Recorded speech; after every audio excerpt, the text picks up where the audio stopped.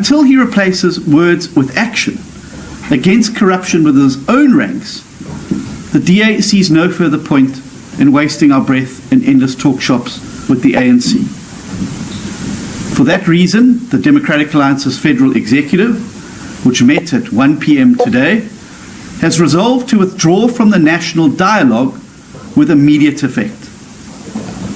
In the absence of a president who's prepared to take action against VBS looters and state capture accused sitting around the cabinet table, it is clear that the dialogue will be reduced to nothing more than a waste of time and money to distract from ANC failures. And this explains why they are so obsessed with it. It's clearly an electioneering ploy at taxpayers' expense to gloss over the serious crises that they have plunged South Africa into. The dialogue also has no constitutional standing whatsoever to take or impose decisions. Frankly, if the president cannot even dialogue sufficiently and meaningfully with his own coalition partners, there is little point to pretending that there's any substance to an ANC-run national dialogue. In fact, the president has repeatedly promised a breakaway to engage with GNU party leaders. But a year later, despite several promises that this would take place, nothing has happened. After every single crisis the GNU has faced, this so-called breakaway or Bosbarat has been mooted, plans are made, but never comes to fruition.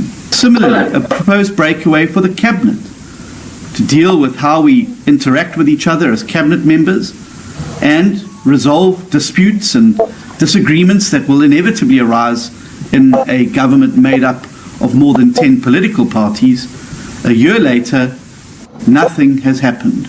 No breakaway, no dialogue, and no mechanisms internally to determine how we deal with disputes between each other when they arise.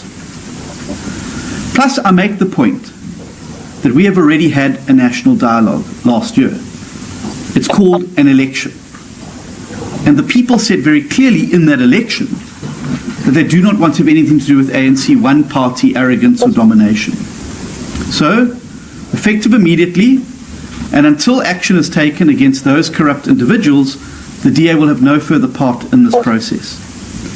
We will also actively mobilize against it in order to stop the obscene waste of 740 million rand of public money, starting with a call on all civil society bodies in South Africa to join us in demanding that the dialogue not proceed until President Ramaphosa fires ANC corrupt individuals in the national executive, as well as other delinquents.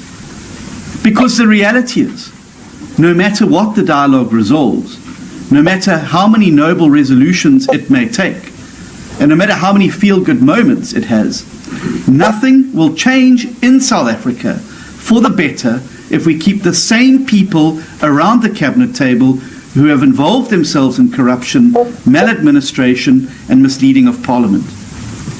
The people of South Africa should not be taken for fools. They know that any national dialogue is utterly meaningless if it's presided over by the criminals and the corrupt and those who provide a safe refuge for them. A second and critically important step that the DA is taking is to vote against upcoming departmental budget votes for the departments headed by Simelane and Nkabane and other corruption-accused ANC ministers. And we will keep voting against those budget votes until those ministers are removed. In this way, the DA will strike a responsible and appropriate balance by allowing the broader GNU budget process to proceed to ensure the stability of the country, while forcing the ANC to act against those specific ministers who the public now demand are removed.